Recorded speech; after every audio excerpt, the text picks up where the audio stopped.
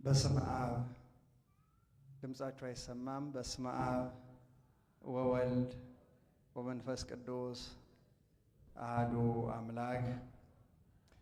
አምላካችን እግዚአብሔር በምህረቱና በቸርነቱ እስከ እንሳት ስለጠበቀን ስሙ የተመሰገነ ይሁን።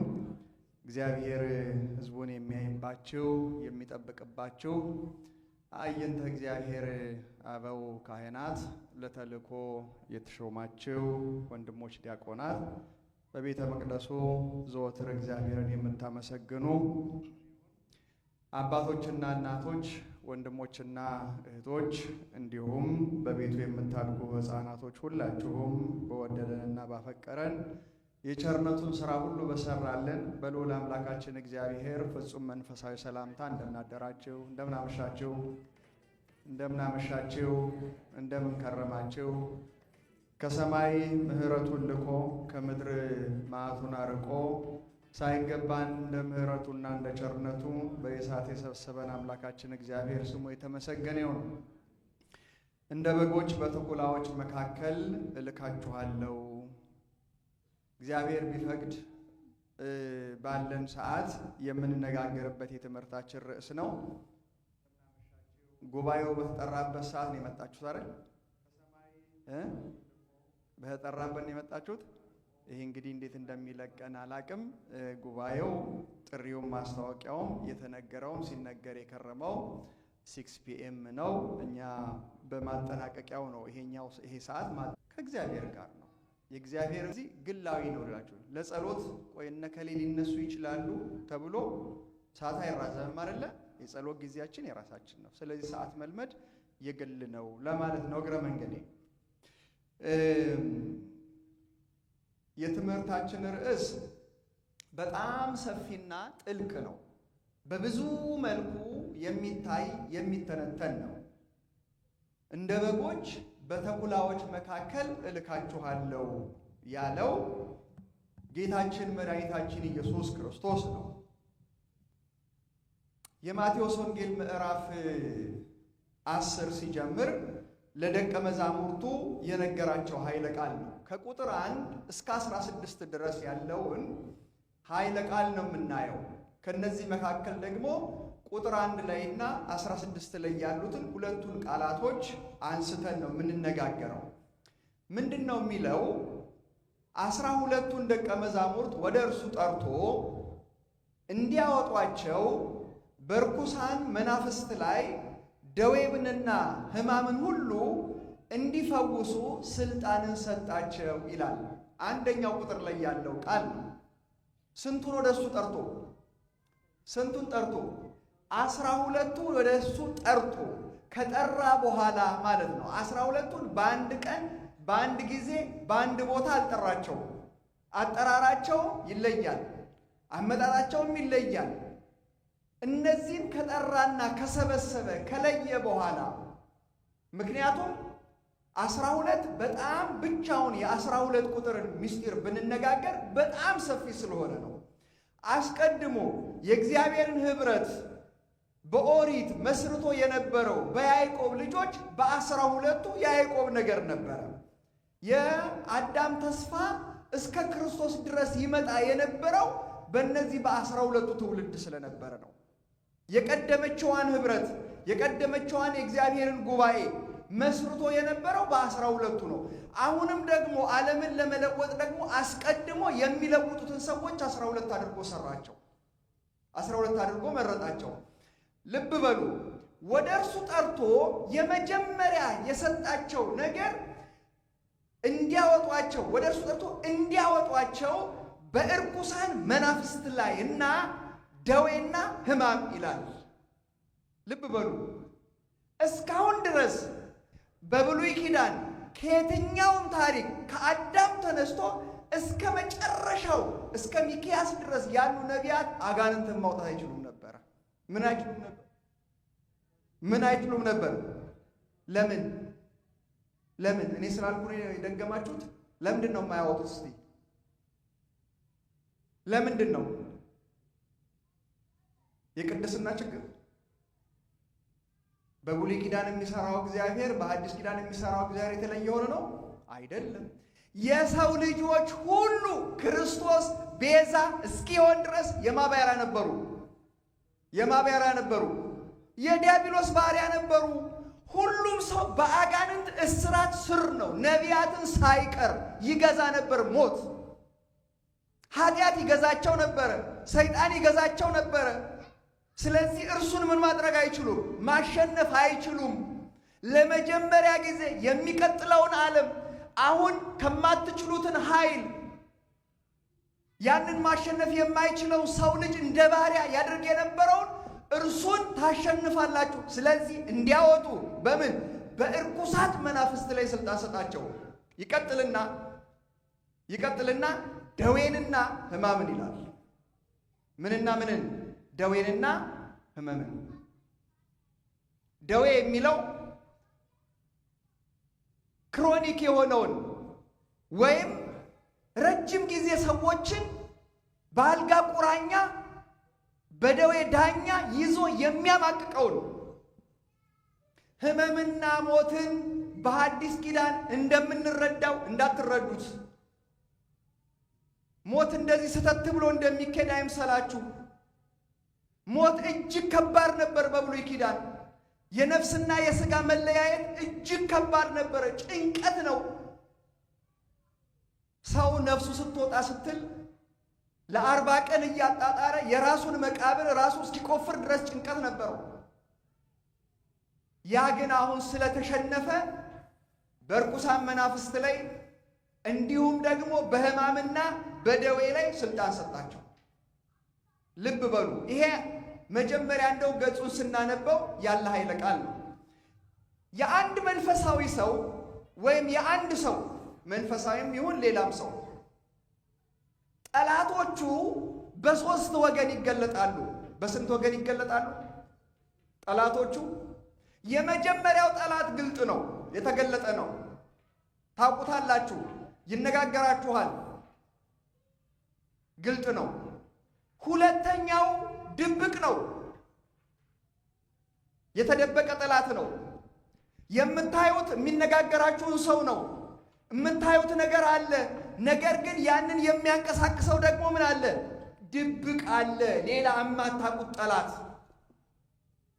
ሶስተኛው ስውር ጠላት ነው። ምን አይነት ጠላት ነው? ስውር ጠላት ነው። ይሄ ረቂቅ ጠላት ነው። ረቂቅ ጠላት ነው። በእነዚህ ሁሉ ላይ ተገልጦ በሚመጣ በተደበቀውም በረቀቀውም ላይ ስልጣንን ሰጣቸው። ስልጣንን ሰጣቸው። ይሄንን ካለ በኋላ እነዚህንም 12ቱን ኢየሱስ ላካቸው፣ አዘዛቸው። እንዲህ አለ፣ በአሕዛብ መንገድ አትሂዱ፣ ወደ ሳምራውያን ከተማ አትግቡ፣ ይልቅንም የእስራኤልን ቤት ወደሚሆኑ ወደ ጠፉት በጎች ሂዱ እንጂ። ሄዳችሁ መንግሥተ ሰማያት ቀርባለች ብላችሁ ስበኩ፣ ድዌዎችን ፈውሱ፣ ሙታንን አስነሱ፣ ለምጻሞችንም አንጹ፣ አጋንንትንም አውጡ፣ በከንቱ የተቀበላችሁትን በከንቱ ስጡ። ወርቅ ወይም ብር ወይም ናስ በመቀነታችሁ ወይም በመንገድ ከረጢት ወይም 2 እጀ ጠባብ ወይም ጫማ ወይም በትረ አታግኙ፣ ለሰራተኛ ምግቡ ይገባዋልና። እነሆ እኔ እንደ በጎች በተኩላዎች መካከል እልካችኋለሁ። ስለዚህ እንደ እባብ ልባሞች፣ እንደ ርግብ የዋሆች ሁኑ አለ። እንዴት አይነት ስልጣን እንደሰጣቸው! ከስልጣኑ ባሻገር የማያደርጉትንና የሚያደርጉትን ነገር ነገራቸው። ወዴት እንደሚሄዱ ነገራቸው። ምን መያዝ እንደሌለባቸው ነገራቸው። ወርቅ አትያዙ፣ ብር አትያዙ። ወርቅና ብር እኮ ምንም አይጠቅምም አይደለም። ወርቅና ብሩ ይገለበጥና፣ ልብ በሉ። ለምንድን ነው ስለ ሀብት ብዙ ጊዜ ስናነሳ ባለጠጋ ወደ መንግሥተ ሰማያት ከሚገባ ግመል በምን ቢሾልክ ይቀላል አለ? በምን? እሺ፣ ሁለተኛ ገንዘብ የምን ስር ነው ብሏል መጽሐፍ ቅዱስ? አቤት፣ የኃጢአት ሁሉ ስር ነው አለ። ለምን ይመስላችኋል? ኪሳችሁ ስለከተታችሁ ገንዘብ ኃጢአት ያበቅላል ማለት ነው? አይደለም። የሚደንቀው ነገር ገንዘብ ማግኘት ስትጀምሩ ወይም ገንዘብ ያገኘ ሰው ፍላጎቶቹ ዝናብ እንደነካው ደረቅ ምድር እንዳለ የማያውቃቸው ፍላጎቶች ምን ያሉ ይበቅሉበታል። ምኞቶቹ እንደ አሸን ይወሉበታል። ከዚያ በኋላ ብዙ ጌቶች ይሰለጥኑበታል። ስንት ጌቶች? ስንት ጌቶች? በጣም ብዙ ጌቶች መብቀል ይጀምራሉ። ምንም የሌለ ምድር፣ ምንም የሌለው መሬት፣ አዋራ የሆነ ዝናብ ጠብ ሲልበት ከየት በቀለ አንልም። ልክ እንደዚሁ ሊያደርጋቸው የሚፈልጉት የሞቱ ምኞቶቹ ከየትም ተሰብስበው በስጋው ይበቅሉበታል። ስለዚህ የክፋት ሁሉ ምንድን ነው አለው? ስር ነው፣ ስር ነው። ለዚህ ነው በደቀ መዛሙርቱም በቅዱሳን አባቶችም በደጋግ ምዕመናን ያላቸውን ሸጠው ሰጥተው ወደ ገዳም፣ ወደ ምነና፣ ወደ አገልግሎት የሄዱት ለምንድን ነው? ያንን ተከትሎ የሚመጣ ምኞትን ሁሉ ሰጡ ማለት ነው። ሰጡ ማለት ነው። ስልጣንን ሰጣቸው ሲል እርሱ የነበረውን ስልጣን በአምላክነት ብቻ የነበረውን አጋንንትን የመግዛት ስልጣን ምን አደረገ? ዴሊጌሽን ኦፍ ኦቶሪቲ ይባላል። ስልጣኑን ምን አደረጋቸው? አካፈላቸው። ስልጣኑን ሰጣቸው። ይሄ ስልጣን ለክብር አይደለም። ይህ ስልጣን ለዝና አይደለም። ይህ ስልጣን ለትዕቢት አይደለም። በኃጢአትና በበሽታ የቆሰለውን ዓለም ምን እንዲያደርጉት ነው? ፈውስ እንዲሆኑት ነው። ዛሬ እናድናለን ምን የሚሉት ሁሉ የዝና የክብር በሕዝብ ልብ ሁሉ እንደምን ተዘርቷል? እንደ አሸን ተዘርቷል። ይህን ሁሉ ካላቸው በኋላ ብርም አትያዙ፣ ወርቅም አትያዙ፣ እጀ ጠባብ አትያዙ፣ ብር አታገኙ፣ ወርቅ አታገኙ፣ ከረጢት አትያዙ፣ ለሰራተኛ ምግቡ ይበቃዋል አለ።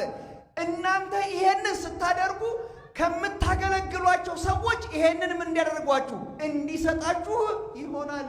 በእናንተ አገልግሎት የተነሳ ይሄንን ካደረጋቸው በኋላ እኔ እንደ በጎች በተኩላዎች መካከል እልካችኋለሁ አለ። ይሄ ነው ዋነኛ ርዕሳችን። እንደ በጎች በምን መካከል? በምን መካከል? በተኩላዎች መካከል እልካችኋለሁ። አስደናቂ እኮ ነው። በግ ሆኖ በተኩላ መካከል እንደመሄድ ፈታኝና አስቸጋሪ ነገር የለም። ለምንድን ያስጠነቅቃቸው? ለምንድን ያስጠነቅቃቸው? አራት ምክንያቶች አሉት። አንደኛው ቀድሞ የሚመጣውን ፈተና አዋቂነቱን ነገራቸው። ነገ የሚሆነውን ነገር ቅድመ ማወቅን፣ አምላክነትን ነገራቸው። ሁለተኛ እንዲህ ከጠራህን በኋላ ይሄ መከራ የመጣብን እንዴት ላታድነን ነው ብለው የሚመጣው መከራ ከእርሱ ደካማነት የተነሳ አለመሆኑን ሊነግራቸው። መከራውን ያውቃል። ከእርሱ አላዋቂነት ሎቱ ስብሐት ከእሱ ደካማነት የተነሳ ይህ መከራ ሆነብን እንዳይሉ አስቀድሞ ነገራቸው።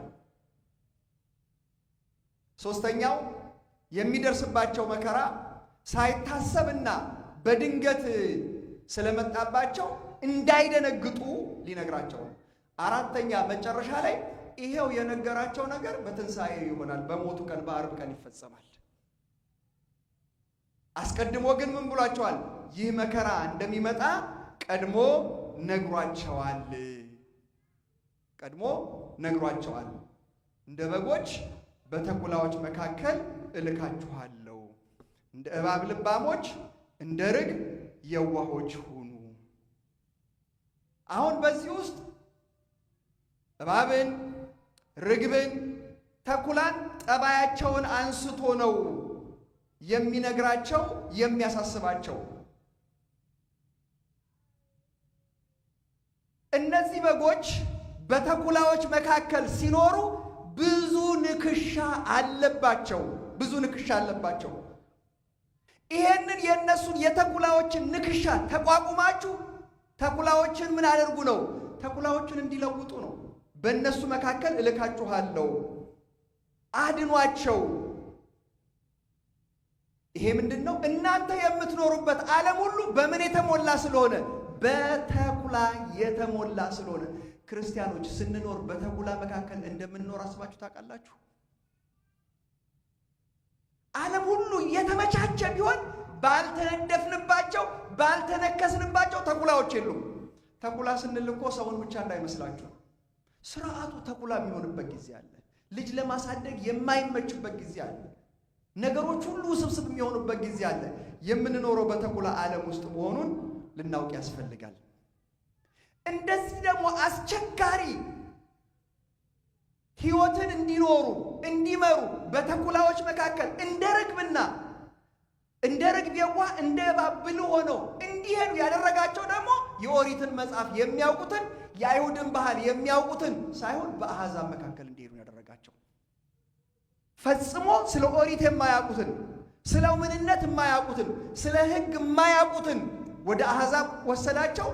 ደግሞም ያልተማሩትን፣ አንድም የአይሁድ መጽሐፍ እንኳን ያላነበቡትን፣ የአይሁድ ማንነት ቢኖራቸው የተማሩ አይደሉም። ግማሹ አሳ የሚያጠምድ ነው፣ ግማሹ ቀረጥ የሚቀርጥ ነው። ያውም የገሊላ ሰዎች፣ ገሊላ ግሪካውያን በብዛት የሚኖሩበት አሕዛብ የሚመሩበት ስለሆነ ማለት ነው። ከዚያ የመጡ ናቸው ብዙዎች። ይሄንን ስልጣን ሰጣቸው። አያችሁ፣ አሁን ዓለሙ ምን ይመስላል? በተኩላዎች መካከል እልካችኋለሁ። ባህሪያው ምንድን ነው? የተኩላ ባህሪ ምንድን ነው? የመጀመሪያው ስግብግብና ጨካኝ ነው። ስግብግብና ጨካኝ ነው። በመግደል ከተኩላ ይልቅ አንበሳ ይሆናል። ነገር ግን አንበሳ የሚገድለው ሲርበው ብቻ ነው። ተኩላ ግን ለማጥፋት ነው የሚገድለው። ካየ ይገላል፣ ይብላም አይብላም። ስግብግብነት ነው። ርኅራሄ ያለ ርኅራሄ ያንን በግ ይቦጫጭቃል። ዓለም ለክርስቲያኖች እንዲህ እረፍት የላትም። በየቀኑ በየሰዓቱ በየዕለቱ የሚፈሰውን ደም ስናይ በተኩላ መካከል እንዳለን ልናውቅ ያስፈልጋል። በተኩላ መካከል እንዳለን ልናውቅ ያስፈልጋል። መጽሐፍ ቅዱስ የሚነግረን ይሄንን ስለሆነ ነው። ፍትሕ የሚጓደለው በቀበሮች ነው። ጌታችን መድኃኒታችን ኢየሱስ ክርስቶስ ሄሮድስ ምን ብሎታል? ቀበሮ አይደል ያለው? ቀበሮ ብሎታል። ጠባዩን ባህሪውን ሲናገር ነው። አለቆቿ በውስጧ ቅማትን ለመቀማትም ደምን እንደሚያፈሱ ነፍሳትን እንደሚያጠፉ ቅርሻትንም እንደሚቀሙ ተኩላዎች ናቸው ይላል። ትንቢተ ሕዝቅኤል ምዕራፍ 22 ላይ የሚነግረን ይህንን ነው። ሌላው ተኩላ የሚያድነው በሌሊት ነው። ከቀን ይልቅ ምንን ይመርጣል?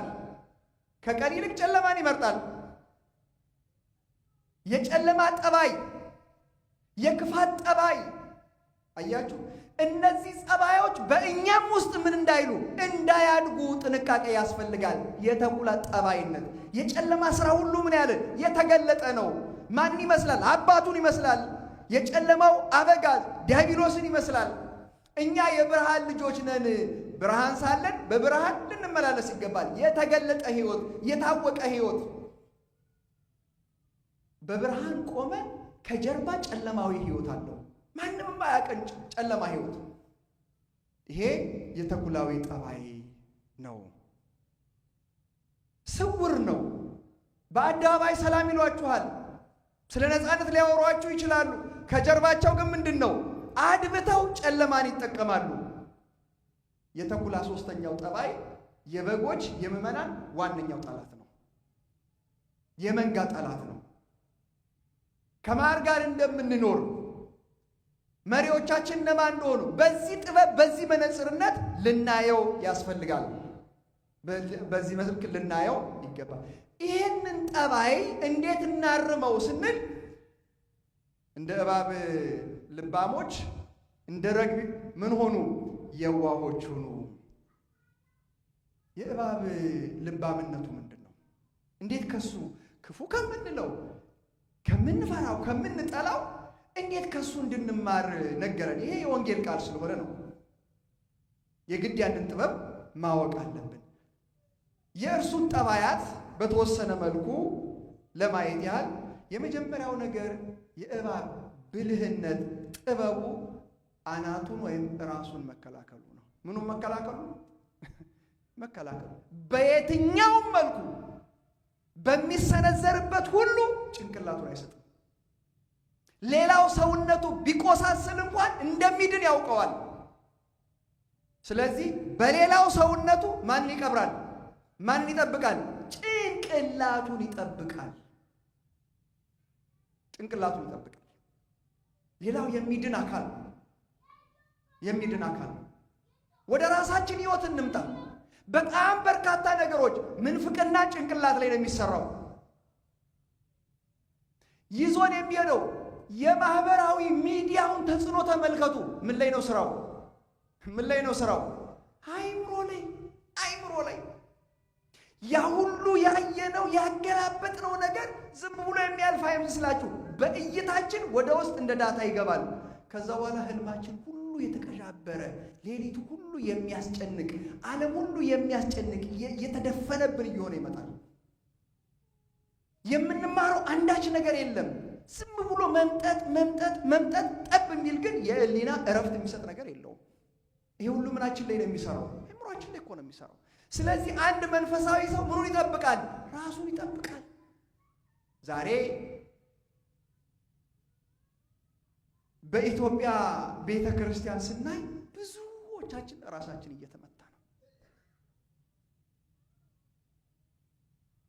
እየተመታ ነው። ይሄንን መጠበቅም ይኖርብናል ማለት ነው።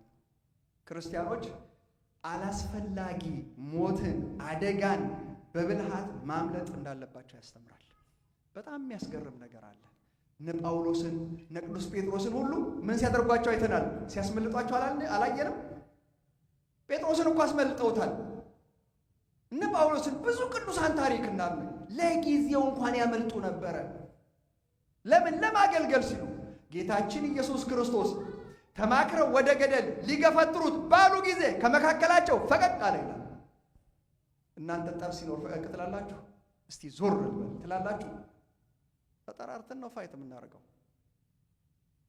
ለዚህ ጉዳይ ብለን ግሩፕ ክሬት እናደርጋለን።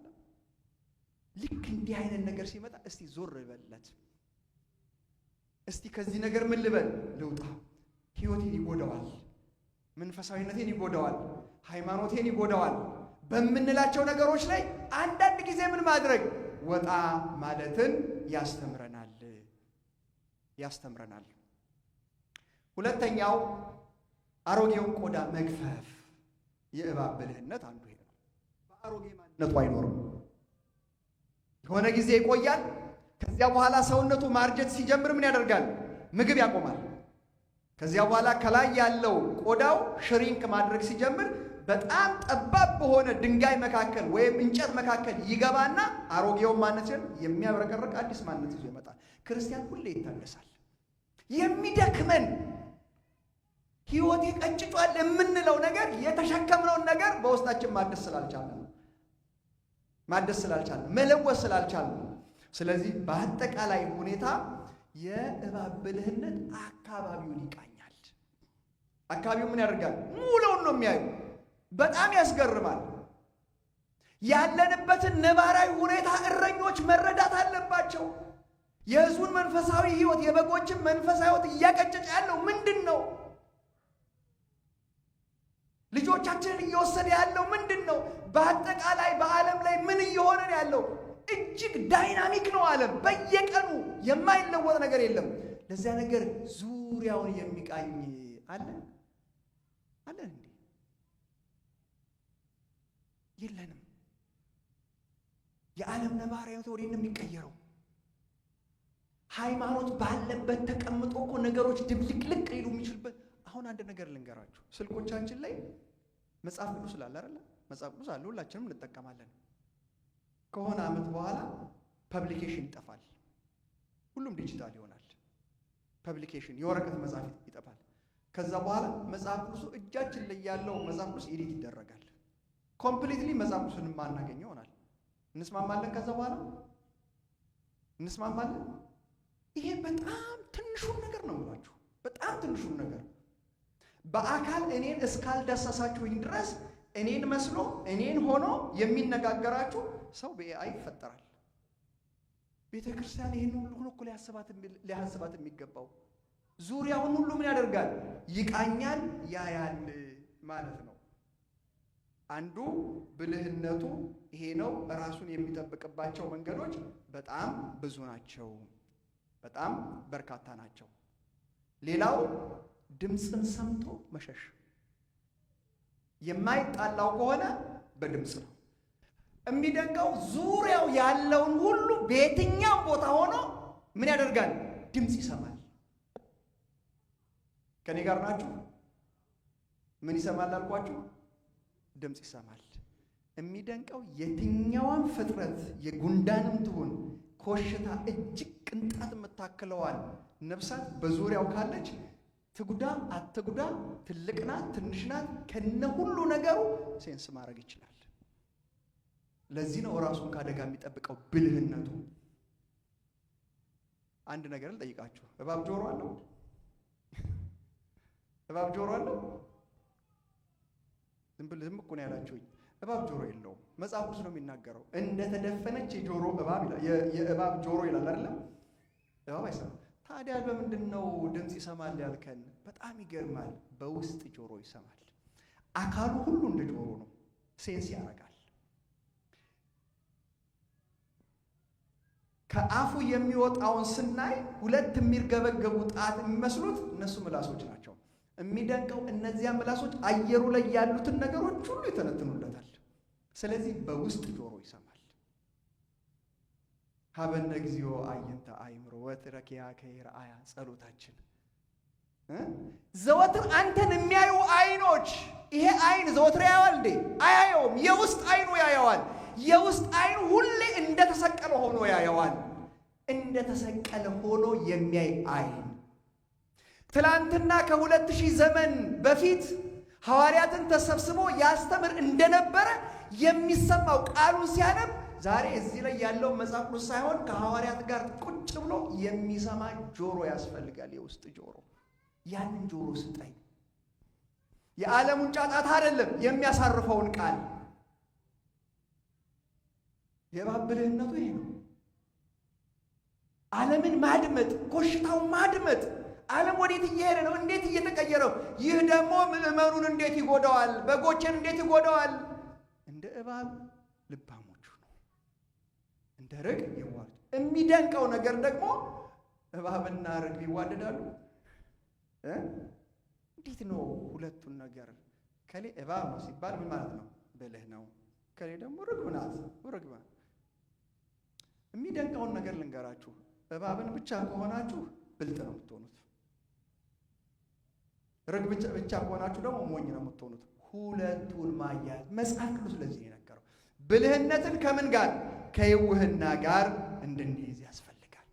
የቤተ ክርስቲያን ምዕመናን በተኩላ እየተበሉ ያሉት የእባብ ብልህነት ከመሪዎቹም ከሁላችንም ጠፍቷል። ምዕመናንን እያስበላን ነው። አንተነትነውም፣ አናሸተውም፣ አናየውም፣ አንገመግመውም። ጠላት አቅዶ አሲሮ እቅድ አውጥቶ በጀት በጅቶ መኖር የለባቸውም ሲል የእባብን ብልህነት የሚጠቀም እረኛ ጠፋ። ከዚያ ይልቅ ዲፕሎማሲያዊ ንግግር፣ ቋንቋ፣ እነዚህ ነገሮች አብረን ይኖር ነው ምናምን ተኩላ አብረን ይኖር ነው የሚል እቅድ የለው። ሁሉ ጊዜ ምንድን ነው? ካገኘ መብላት ብቻ ነው። መብላት ብቻ ነው። በዚህ አይነት ህይወት ውስጥ እንኖራለን። ክርስቲያኖች ሰማዕትነትን እየከፈሉ ነው። ላለፉት ዓመታት እኛ እስኪደክመን ድረስ ነው እየሆነ ያለው። ለመሆኑ ለክርስቲያኖቹ ሰማዕትነት ምንድን ነው? ሰማዕትነት ምንድን ነው? ከኔ ጋር ናችሁ? የሰማዕታቱ በረከት ይደርብን። የሰማዕታቱ በረከት አይልን። ጥያቄ ልጠይቅ እኮ ነው ምርቃት የመረኳችሁ። የሰማዕታት በረከት ይደርብን ማለት ምን ማለት ነው? የሰማዕቱ የቅዱስ ጊዮርጊስ በረከት ይደርብን። የቅዱስ ጊዮርጊስ የሰማዕቱ በረከት ይደርብን ማለት ግን ምን ማለት ነው? አሜን ስለተባለ የሚያድር ነገር አለ? ከኔ ጋር ናችሁ? የሰማዕታቱ በረከት ይደርብን ማለት ነው። አሁን በደንብ እየተጠነቀቃችሁ ወደፊት አሜን እንድትሉ ነው። ምን ያህል ከባድ ጊዮርጊስ የተሸከመውን ስቃይ እኔ ከሱ መከራ እንድሳተፍ ብርታት ውስጠኝ እሱን አድርገኝ ነው። እንችላለን እንዴ? ገድላትና ድርሳናት ለምን ተጻፉ መሰላችሁ? እንድናደንቅ ነው እንዴ? 7 ዓመት ተጋደለ፣ በወፍጮ ተፈጨ እያል መተረኩ ጥቅም ያመጣ ይመስል መሰላችሁ እንዴ? እኛ የምንታገለው ሊኖር ያስፈልጋል። ከኔ ጋር ናችሁ? የምንታገለው ዋጋ ለመክፈል ከውስጥ የሚታገለን አለ። ኃጢአትን ለማሸነፍ የምንታገለው ትግል አለ። ያ የኛ ሰማዕትነት ነው። የኛ ሰማዕትነት ነው። እኛ መዝሙራችን ላይ ካልባረከኝ አለቅህም እንዘምራለን ነፍሳችን እስኪጠፋ ድረስ። የእግዚአብሔር ሕዝቦች ካልባረከኝ አለቅህም ያለው ማን ነው? ካልባረከኝ አለቅህም ያለው ማን ነው? አቤት ያዕቆብ ካልባረከኝ አለቅህም ሲል ያዕቆብ ከእግዚአብሔር ጋር ምን እያደረገ ነበረ? እየታገለ ነው። የምንታገለው አንዳች ነገር ሳይኖረን ካልባረከኝ አለ ምንን ይባርክ? ምን ታግለህ? ያዕቆብ መጀመሪያ ራሱ ይባርከው ምንድን ያለው? አንተ ከሰውም ከእግዚአብሔርም ጋር ታግለሃል። የምትታገሉበት አጀንዳ አላችሁ። በጸሎት የምትታገሉት እግዚአብሔርን ታገሉት። ስትታገሉት ትግላችሁን ያያል። በትግላችሁ ውስጥ በረከት ያመጣል። ስንክሳር በቤተ ክርስቲያን ውስጥ እናነባለን፣ ይነበባል። ለምንድነው ስንክሳር የምንሰማው? ለምንድነው ስንክሳር የሚነበበው? ስንክሳር የክርስቲያኖች ያለፉ ክርስቲያኖች የቀደሙ ክርስቲያኖች ምንድነው? ስቃይ አይደለም? ለምንድነው ስንክሳር የሚነበበው? ለምንስ ነው የምንሰማው? አያችሁ፣ ዋነኛው ሰማዕትነት ከመምጣቱ በፊት የቀደሙ ክርስቲያኖች እንዴት ከፍለዋል። ስለዚህ አስቀድሞ ምን ማድረግ ነው? ማለማመድ አይምሯችንን እንጂ ስለሰማነው በረከት አይደለም የሚመጣው። የምንኖረው ሕይወት ነው ቡራኬ የሚያመጣው። የእነሱ ለእኛ ምንድን ነው የሚሆነው? የእነሱ ለእኛ ምሳሌ ነው፣ አራያ ነው የሚሆነው። በመስማት ብቻ እየተባረክን ልንኖር አይደለም። የተጠራነውም ለዚህ ስላልሆነ፣ ስለዚህ ለእነሱ ሰማዕትነት የፍቅር መገለጫና መንፈሳዊ ሰርግ ነው። የፍቅር ጥግ ነው። ቅዱስ ዮሐንስ አፈወርቅ ሲናገር ሰማዕትነት ለአምላክ የሚቀርብ ፍጹም የፍቅር መገለጫ ነው ይላል። የፍቅር መገለጫ ነው። ሌላው መስቀልን መሸከም ነው። እያንዳንዱ ክርስቲያን መስቀሉን ማወቅ አለበት። እያንዳንዳችሁ መስቀላችሁን ማወቅ አለባችሁ። ለእኔ መስቀሌ ምንድን ነው? ትዳሩ መስቀሉ የሆነ አለ፣ በሽታው መስቀሉ የሆነ ሰው አለ። ሁሉ ነገር መስቀላችን ነው። በቤተ ክርስቲያን ውስጥ የሚሆነው ነገር ሸክማችን፣ መስቀላችን። ያንን መስቀል ደግሞ ምን ማለት? በትዕግስት መሸከም። ቅዱስ ጳውሎስ ሲናገር ምንድን ያለው? ይህ ስለ ክርስቶስ ተሰጥቷችኋልና ካለ በኋላ ስለ እርሱ መከራ ደግሞ እንድትቀበሉ እንጂ በእርሱ ልታምኑ ብቻ አይደለም። ይሄ ተሰጥቷችኋል አለ። ስለ እርሱ መከራ እንድትቀበሉ እንጂ ምን ብቻ እንድትቀርለም እንድታምኑ ብቻ አይደለም። ከእምነቱ በኋላ ወይም ከእምነቱ በላይ ምንድን ነው አለ? መከራውንም መቀበል የአንድ መንፈሳዊ ሰው መለያው ነው። ሰማዕትነት ለክርስቶስ የሚከፍሉት ዋጋቸው። ሌላው ሰማዕታት የክርስቶስን መከራ በአካላቸው ይሸከሙታል። ቅዱስ ጳውሎስ ሁል ጊዜ ስላንተ ምን እንላለን አለ? እንገደላለን፣ ሞትን ተሸክመን እንዞራለን አለ። ሲያዩን የሚታያቸው ምንድን ነው? ሞት፣ መግደል። አያችሁ፣ አንገታችን ላይ ያደረግነው መስቀል ምናችን ስለሆነ ምናችን ነው? ማተም ነው። ማተም ምናችን ነው? የሞቻ ምልክታችን ነው። ለዓለም ተኩላዎች ሲያዩ ምንድን ነው? ሌላው ዓለም ምልክታችን የሞታችን ምልክት ነው። መስቀላችን ምንድን ነው? የሞታችን ምልክት ነው። ለዚህ ነው ሁል ጊዜ ባዩን ጊዜ ሊገሉን ይፈልጋሉ፣ እኛን ሲያዩን። ስለዚህ መስቀላችንን ተሸክመን እንኖራለን። የእረኝነት ወይም የእረኞች ተግባር በዚህ ዘመን ምንድን ነው የሚለውን ጥቂት ነገር እናያለን። የእረኝነት ኃላፊነት በዘመነ ሰማዕት ወይም በሰማዕታት ዘመን ከባድ ነው። የመጀመሪያው የነፍሳት ተጠያቂነት ነው። ዛሬ በካባም በቆብም እንዳማርን አይደለም። በዚያ ጊዜ ሁሉም ምን ያደርጋል? ስለ ወሰደው ነፍስ ሁሉ ይጠየቃል በእግዚአብሔር። አንድ ነፍስ እንኳን በእረኛ ቸልተኝነት ወይም ጥፋት ምክንያት ብትጠፋ እረኛው በክርስቶስ ፊት የዚያችን ነፍስ ደም ዋጋ ይጠየቃል ይላል ቅዱስ ዮሐንስ አፈወርቅ።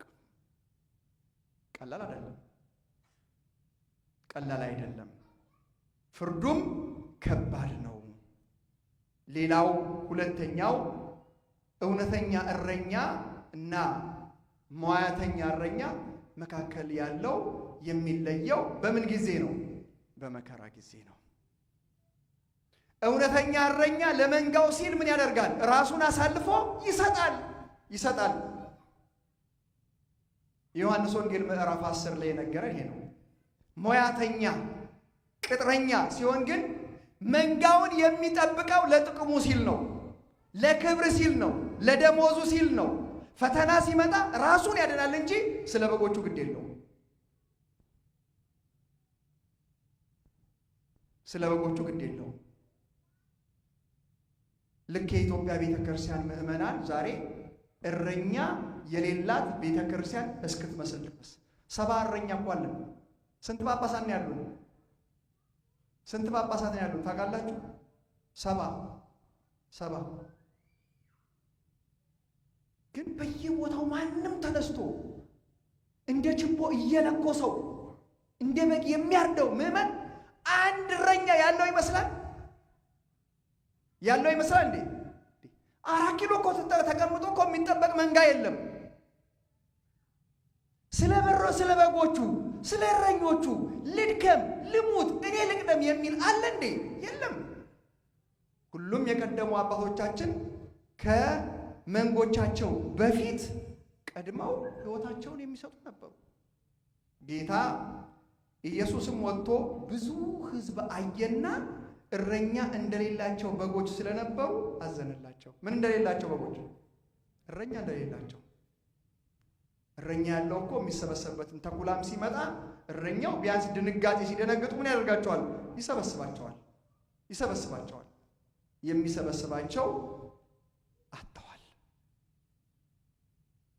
የሚሰበስባቸው አጥተዋል። በዘመነ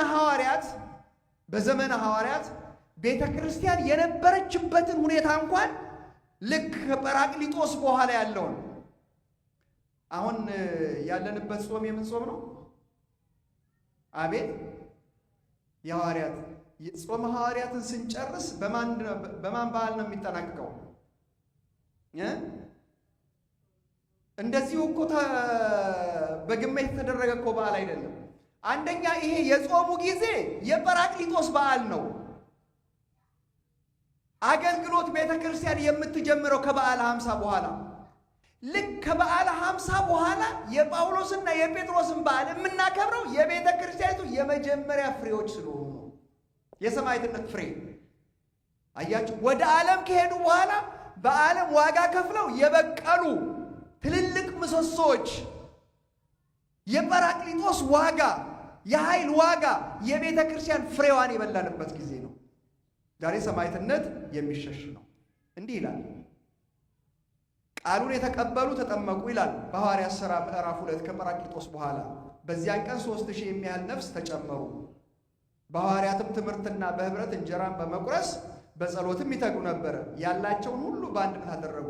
መሬታቸውን ጥሪታቸውን እየሸጡ ማንም እንደሚፈልግ ሁሉ ያካፍሉት ነበር። በየቀኑ በአንድ ልብ ሆነው በመቅደስ እየተጉ በቤታቸውም እንጀራ እየቆረሱ በደስታና በጥሩ ልብ ምግባቸውንም ይመገቡ ነበረ ይላል። አኗኗራቸው ይሄ ነው። የሚገርመው ከብዙ ሂደት በኋላ የነ ቅዱስ ጳውሎስንም ሕይወት ከተረከ በኋላ ሉቃስ ምዕራፍ 16 ላይ ሲደርስ አብያተ ክርስቲያናት በሃይማኖት ይበረቱ ነበረ። አይደንቅም? አብያተ ክርስቲያናት በሃይማኖት ይምሉ ነበረ። ከኔ ጋር ናችሁ? በሃይማኖት ምን ይሉ ነበረ? ይበረቱ ነበር። በቁጥር ዕለት ዕለት ይበዙ ነበረ። በቁጥር ምን ይለው ነበረ? አቤት ከኔ ጋር ናችሁ?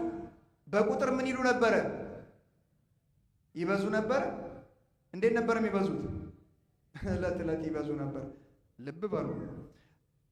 አብያተ ክርስቲያናት በሃይማኖት ይበረቱ ነበር። አሁን እየበረታን ነው፣ እየደከምን ነው። አቤት እየበረታን ነው፣ እየደከምን ነው። ዕለት ዕለት ቁጥራችን እየበዛ ነው፣ እያነሰ ነው። ቁጥራችን እየበዛ ነው፣ እያነሰ ነው። እንዴት ይሄ አይጨንቀንም? ኦርቶዶክስ አትጠፋም እንደው ምናምን እያለ በእንዲህ አይነትና እንደው እንዲህ አይነት ነገሮች ለምንድን ነው የማይጠፋው? አይተዋትም የሚል መዝሙር ደግሞ አለ። ቤተክርስቲያንን አይተዋትም። ቤተክርስቲያን አይተዋትም ማለት ምን ማለት ነው? ምን ማለት ነው? እኛን አይተወንም ወይ ነው? ይተወናል አይተወንም? እኛ ከተው ነው ለምንድን ነው የማይተወን? እንዴ ጌታ የተወለደበት ቤተልሔም፣ ያደገበት ናዝሬት፣ የኖረበት ቅፍርናሆም ዛሬ ክርስቲያን ሀገሮች ናቸው። እነ ዮሐንስ አፈወርቅ ያስተማሩበት ሀገር የክርስቲያን ሀገር አልነበረም? እመቤታችን ቅድስት ድንግል ማርያም ከዮሐንስ ጋር የኖረችበት ኤፌሶን፣ ሰባቱ በዮሐንስ ራእይ የተጠቀሱት አብያተ ክርስቲያናቶች እነ ሰርምኔስ፣ እነ ፊላደልፊያ የኖሩበት እነዚህ ሀገሮች ቱርክ ውስጥ ምንድን ጠቅላላ እኮ የጥንቱ ቤተክርስቲያን እንዳሉ ቤተክርስቲያኖቹ ኖረው እኮ ከላይ ጨረቃ ሆኖ ስዕሎቹ እንኳን ተሸፍነው ተቀብተው ይታያል። ለምንድን ነው የማይጠፋው? ዛሬ እንደ እባብ ብልህነት ከሌለ፣ እንደ ርግብ የዋህነት ከሌለ፣ የእረኛ መተኛት ቤተክርስቲያንን ያጠፋል። የመጨረሻ ጥቂት ነገሮችን አንስተን ትምህርታችንን እንጠቀላለን። መንጋውን የሚገድል ወይም የሚያጠቃ ሲኖር የሚደረጉ ወይም መሪዎች የሚያደርጓቸው የመንጋው እረኞች የሚያደርጓቸው አራት ነገር ሁላችንም የምናደርገው ነው። የመጀመሪያው እረኛ አሳልፎ ይሰጣል። ራሱ ለበጎቹ ምን ያደርጋል? ራሱን አሳልፎ ይሰጣል። የኛ ራሳቸውን አሳልፈው ሊሰጡ ቀርቶ የተጎዱ ሰዎችን ሊጠይቁ በር ላይ ደርሰው ይመለሳሉ። አንዳንዱ ታዲያ ይሞቱ ነው እንደምትሉት? መጽሐፍ ቅዱስ እኮ ነው ያለው። መጽሐፍ ቅዱስ እኮ ነው ያለው። እውነተኛ እረኛ ለበጎቹ ምን ይላል? ራሱ ምን ያደርጋል? አሳልፎ ይሰጣል። አሳልፎ ይሰጣል። ሞትን እየሸሸ እረኛ ሊሆን አይችልም። በምንደኛ የሚጠበቅ አዎ በተኩላ ይበላል። ስለዚህ ዋጋ በመክፈል ውስጥ ነው ክርስትና የሚያልፈው። አባቶቻችን ያደረጉት ይሄን ነው። ሰማያት ያደረጉት ይሄንን ነው። ሌላው በእውነትና በቃሉ ሰይፍ መዋጋት ከተኩላው ጋር። የኛ ደግሞ ከተኩላው ጋር እየተመካከርን እንሰራለን ይላሉ። ከተኩላ ጋር መመካከር በግን አያድንም፣ ቤተክርስቲያንን አያድንም። አብያተ ክርስቲያናት ከምዕመናን ባዶ እየሆኑ ነው። በብዙ መልኩ ከቢሮ እየተሰናበቱ ነው፣ ከስልጣን እየተሰናበቱ ነው። ማነው ባለስልጣን ኦርቶዶክሳዊ ዛሬ ያለ?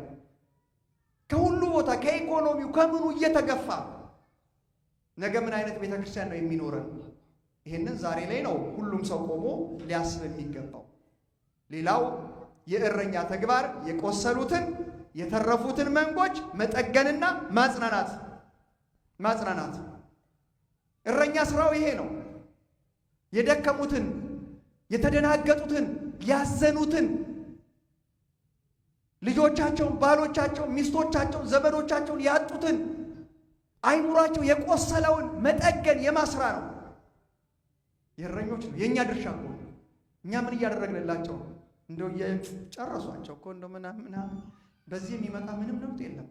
ሌላው ትልቁ ሁሉም ካህን ስለሆነ መሪው ካህናቶች ስለሆኑ በጸሎትና እንባ ወደ እውነተኛው ባለቤት መጮህ። የሚዋጋው እሱ ስለሆነ የሚያተርፈው እሱ። ኢየሱስ ክርስቶስ ተንበርክኮ ከጸለየ በኋላ አባት ሆይ ኦ አባ ቅዱስ ቀቦሙ እኔ እናንተ አንድ እንደሆን እነዚህን ሁሉ የሰጠኸኝ ምን አደረግኩኝ? ጠበቅኳቸው እስከ መጨረሻ አለ። እኛ ላስበሉ ሰዎች ይህን የምንዘምረው መንጋ ለሚያስበሉ ጌታ የመጨረሻውን ከከፈለ በኋላ አባቶ የሰጠኸኝን ሁሉ ጠብቄ ሊጠፋ ራሱን ካዘጋጀው ከአንዱ ከይሁዳ በስተቀረ እነሆ የሰጠኸኝን ሁሉ ምን አድርጌ ለአንተ ሰጠውህ አለ። ለአንተ ሰጠውህ። ስለዚህ ልክ ይህንን ጸሎት ከጠበቀ ካገለገለ ከወደቀላቸው በኋላ ሌሊቱንም ደግሞ ምን ያደርጋል? አያችሁ፣ እውነተኛ እረኛ ክርስቶስ እርሱ ስለሆነ መንጎቹን ለማን አሳልፎ ይሰጣል? በጸሎት ለክርስቶስ አሳልፎ። አንተ ጠብቃቸው። እርሱ የሚችለውን ያደርጋል። ሌላውን ምን ያደርጋል? ሌላውን ግን በጸሎት ለእርሱ አሳልፎ ይሰጣል። ሰማዕትነት በነገራችን ላይ ቤተ ክርስቲያኒቱን ያደምቃታል። እነዚህን ሰማዕታት ሰብስቦ ስማቸውን በየቀኑ በሁሉም የኢትዮጵያ አድባራት ላይ ስማቸውን መጥራት የነበረበት ማን ነው? የሰማዕትነት አክሊል ደረጃ መስጠት የነበረበት ማን ነው? ታሪካቸው ተዘርዝሮ ለነገ ትውልድ መማሪያ እንዲሆን ማድረግ ያለበት ማን ነው? አጽማቸው እየተሰበሰበ በአንድ ቦታ እየሆነ ለነገ ማስተማሪያ መሆን ያለበት ማድረግ ያለበት ማን ነው? የት እንደተቀበሩ አይታወቁም። እነማን ነው ስማቸው አይታወቅም። አያችሁ፣ ደጋግ አባቶች እኮ የነ አቡነ ተክለ ሃይማኖትን ደቀ መዛሙርቶቻቸው አጽማቸውን ስላስቀመጡ እኮ ነው። የነ ቅዱስ ጊዮርጊስን እኮ አጽማቸውን ስላስቀመጡ እኮ ነው የበረከት ቦታ የሆነው። የበረከት ቦታ ስለሆነ እረኛ ስለሌለ መንጋው ይበተናል። ስለዚህ የእግዚአብሔር ሕዝቦች ሁላችንም ይሄንን የዘመነ ሰማዕታት የሰማዕትነት ጊዜ የምናሳልፈው በመስራት ነው። ምን በማድረግ? በመስራት። በመስራት እኔ ምን አገባኝ፣ ምን አቅም አለኝ አይባልም። እኔም ድርሻ አለኝ። እያንዳንዱ ሰው መስራት ይችላል። ብዙ ነገሮች መለወጥ እንችላለን። እጆቻችን ላይ መንፈሳዊ መሳሪያዎቻችንን ማንጠቀም። 10 ሰው ሲገደል በመላው ዓለም ያለችዋ የኢትዮጵያ ቤተ ክርስቲያን ለአንድ ሳምንት ጠዋት ላይ 10 ጊዜ ደወል ትደውል። ማን ያስቀይማል? ይሄ በእኩል ሰዓት ሐዘኗን ትግለጥ ሲባል ዓለም ሁሉ ምን ይላል? ይደነግጣል። ተኩላው ይደነግጣል። የሚደንቀው ነገር በአንድ ሰማዕት ነፍስ የሚሸነፈው አጋንንት ነው ይላል። አጋንንት ነው። ይህንን እናደርግ እግዚአብሔር እርዳን። ያስተማረን የመከረን አምላካችን እግዚአብሔር ስሙ የተመሰገነ ይሁን። ወስብሐት ለእግዚአብሔር።